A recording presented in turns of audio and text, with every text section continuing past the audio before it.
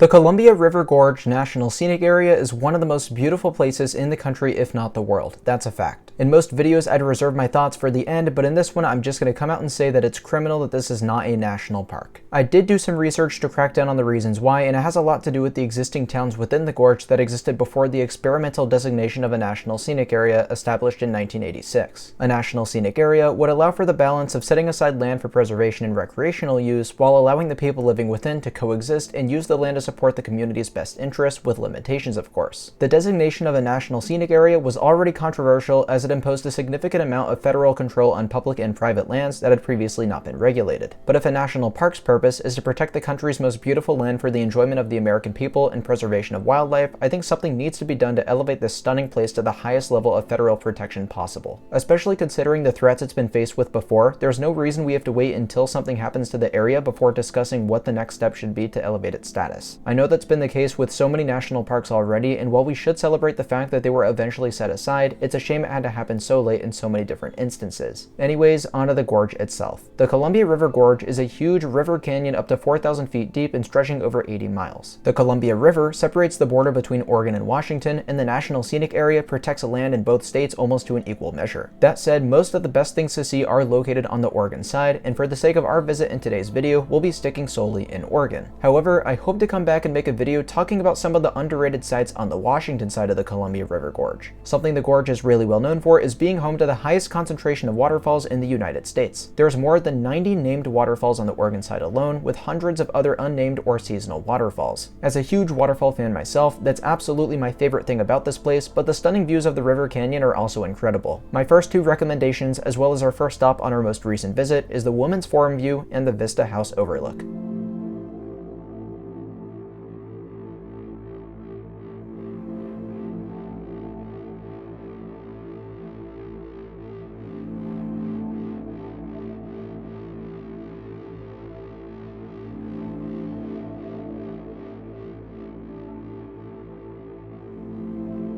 The Women's Forum View and the Vista House Overlook are some of the most memorable vantage points you can get in the park. They don't require a hike and are located at the tail beginning of the historic Columbia River Highway. Unfortunately, I did lose all of my GoPro footage from these two spots due to an SD card issue, so all I have to show is a couple iPhone shots. It was real difficult to stabilize my phone with the crazy winds we were having that day. Something to note is that the Columbia River Gorge is one of the windiest places in the country, but just because it's windy at some of these high elevation overlooks doesn't mean it will be down at the waterfalls. Our first waterfall of the day was Latourell Falls, the first on the Columbia River Highway and one of the tallest in the National Scenic Area. It stands 249 feet tall and spills over the lip of an undercut amphitheater of tall basalt pillars. The base of Latourell Falls can be accessed by a super short trail off the parking lot. You'll also have the option to hike to a smaller upper waterfall, but with so much to see and so little time, we really had to prioritize today. With that said, I'd recommend taking the trail that you would to the upper falls, just a few steps to a viewing area outlooking Latourell Falls.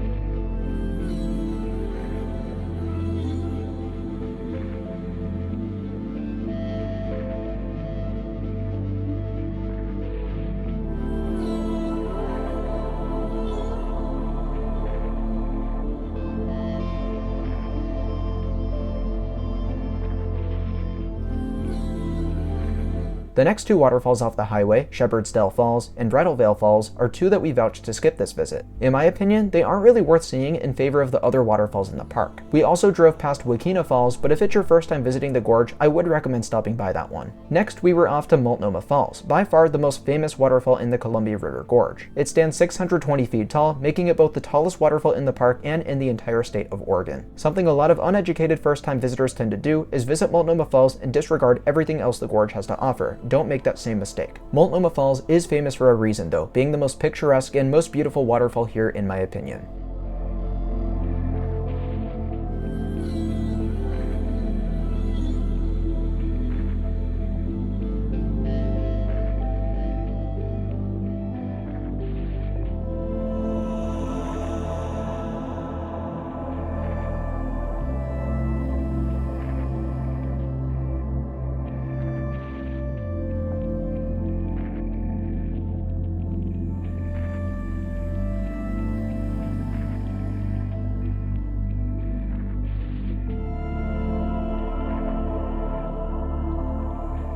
The presence of Multnomah Falls is immense and something you can't miss, whether you're driving the historic Columbia River Highway, the I-84, or boating on the Columbia River. But like I said, don't just leave after seeing Multnomah Falls. There's plenty more amazing waterfalls you won't want to miss, including our next stop, Elowah Falls. Elowah Falls is a pretty unknown waterfall in the Gorge because it's located off of the Columbia River Highway. But its staggering size of 213 feet is impressive and makes me wonder why more people haven't discovered this one. My theory is it's dodged a lot of the popularity some places get from social media because the main trail to the falls was closed for several years before reopening in late 2022. Last I saw Elowah Falls was in 2021 from the Upper Falls hike, which is an absolute must regardless of the status of the Lower Falls hike. That said, the view from the base of the waterfall is amazing and you can really see some of the destruction caused by a landslide that was the culprit to why this trail was closed for so many years.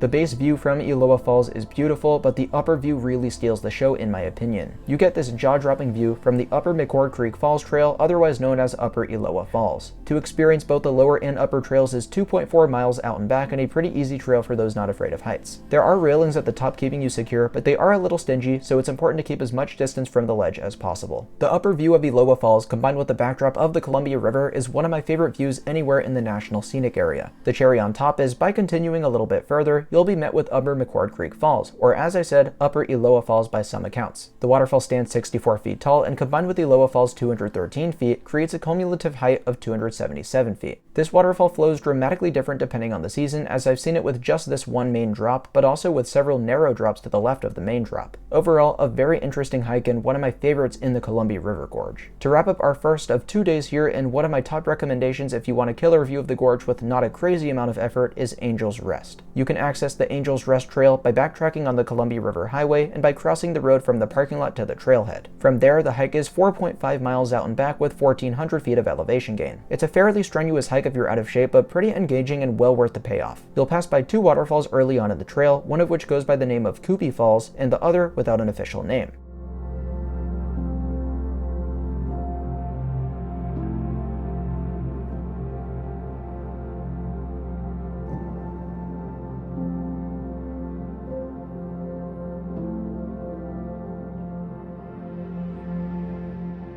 A fair bit of the elevation on this trail takes place towards the beginning and towards the end of the trail, with some more gradual incline and flat sections in the middle of the trail. The end of the hike is obviously my favorite for the view, but also because it's got several appetizers to the finale as you make your way up to the top. Angel's Rest itself is an exposed bluff comprised of andesite from a million-year-old lava flow from the nearby Larch Mountain. Making it to the top reveals a stunning panoramic view of the Columbia River Gorge in all of its glory.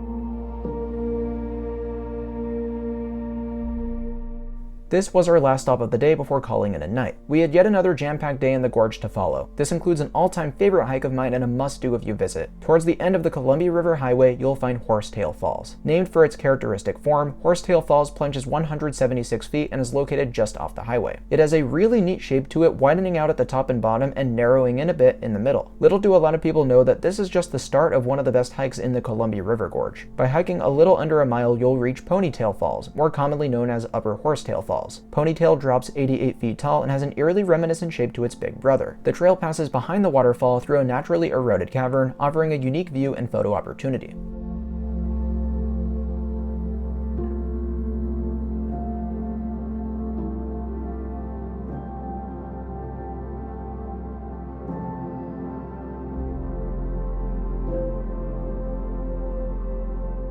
Ponytail Falls complements the mighty Horsetail Falls beautifully, and I don't think you can come here without seeing both. But the trail only gets better from here, and once again, a lot of people don't even know that. You can extend the hike to 3.6 miles out and back with 1,400 feet of elevation gain if you'd like to see triple falls. It's a similar difficulty to that of the Angel's Rest Trail, but a little bit shorter and a lot rockier towards the end as you enter the Mark O. Hatfield Wilderness area. Before that is several highlights worth mentioning though. First is a gorgeous view looking out at the cliffs and mountains making up the gorge, as well as the Columbia River itself.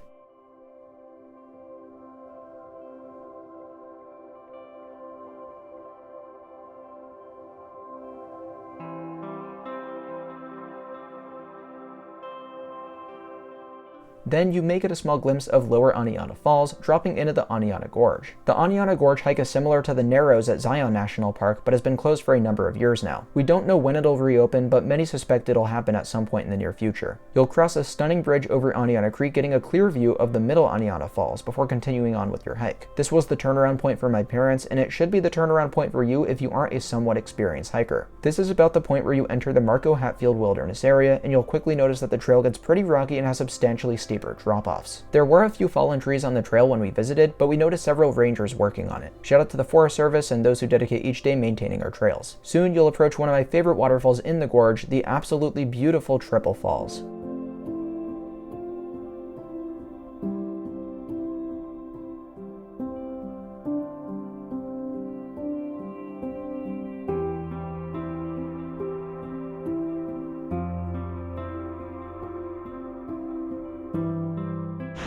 I've seen the majority of waterfalls in this video, but one that I'm seeing here for the first time is Triple Falls, which is stunning, and it's a lot larger than I anticipated too. Triple Falls is a nearly symmetrical set of 3 waterfalls dropping 64 feet into Aniana Creek. Unfortunately, the area around the falls isn't as green as it's supposed to be, as it was greatly damaged in the 2017 Eagle Creek fire. But one day, I'm sure it'll return to its former glory. The waterfall itself is breathtaking, and as long as you're able to, it's a must-see in the Columbia River Gorge. After making our way back to the car, we were off to experience yet another favorite of mine, the Wahclella Falls Trail. Spanning 1.9 miles out and back, this mostly flat hike contains just 223 feet of elevation gain. It's easily doable for a beginner hiker, and it's got an absolutely outstanding payoff. The trail hugs Tanner Creek for the entire duration of the hike, and unlike the last hike, you almost immediately enter the Mark O. Hatfield Wilderness area. Also unlike the last hike, the trail within the wilderness area is perfectly maintained and not too rocky at all. It kicks off with a wooden bridge that allows hikers to get face to face with Multnomah Falls, a 68-foot tall rushing waterfall that you can almost reach out and touch.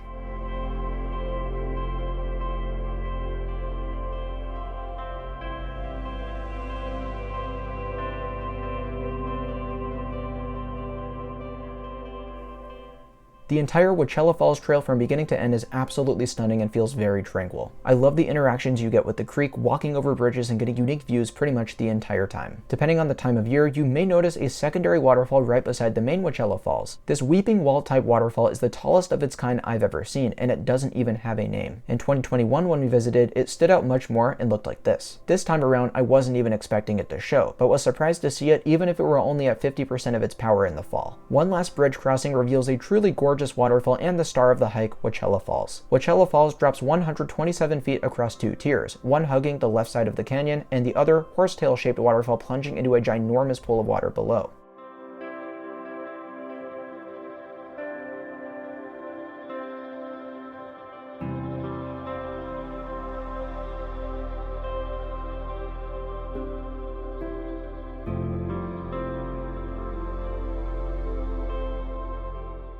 My last recommendation in today's video is going to be Starvation Creek State Park, which is lightly visited due to it being roughly 20 minutes from the tail end of the Columbia River Highway. In my opinion, this is a very underrated spot due to its high concentration of waterfalls with virtually no crowds. Starvation Creek Falls, which is the namesake of the park, can be found just a short walk away from the parking lot. The 2-tiered waterfall stands 190 feet tall and is one of the most underrated falls in the Columbia River Gorge. One unfortunate aspect about this one is how large rocks block the lower tier of the waterfall. But still, looking up at Starvation Creek Falls is incredibly memorable, and I believe it deserves to be far more visited. Also beginning at the Starvation Creek State Park parking lot is a short half-mile trail along I-84, which is noisy and does take a bit from the peace and quiet of the area. The trail passes along the often overshadowed Cabin Creek Falls. This waterfall isn't nearly as tall as the others in the state park, but it's still worth taking in. Soon, you'll reach your final destination, Hole-in-the-Wall Falls. This 98-foot tall waterfall was created in 1938 when Warren Creek was diverted through a tunnel, hence the name. Though it's man-made, it doesn't make the waterfall any less impressive in my opinion. Hole-in-the-Wall Latourell Falls is very unique and is one I've always enjoyed very much. So that's gonna do it for my first ever video from the Columbia River Gorge National Scenic Area. It may be hard to believe, but I've only scratched the surface of what this place has to offer. These were just a few of the marquee attractions you're going to want to see if it's your first time visiting. We did have plans to hike the Eagle Creek Trail to Tunnel Falls, which is 11.9 miles out and back and widely considered to be the ultimate hike of the gorge. It's basically what the Mist Trail is to Yosemite National Park or the Highline Trail to Glacier National Park. Unfortunately, snowy weather threw a wrench in our plans, but I promise to come back and make a video all about the Eagle Creek Trail in the future, along with many other hikes that don't have the best coverage on YouTube. Hopefully what I've shown to you today was enough of a reason to believe that this really is one of the most beautiful places in the country, if not the world. There really is nothing else like the Columbia River Gorge, and I hope it can one day receive the highest level of federal protection that it deserves, as much as Yellowstone, Yosemite, and Glacier National Parks. With that being said, thank you all so much for watching this video. If you enjoyed, please give me a like and subscribe to Travel Dash for more content like this in the future. Until next time, I'll see you all very soon. Bye guys.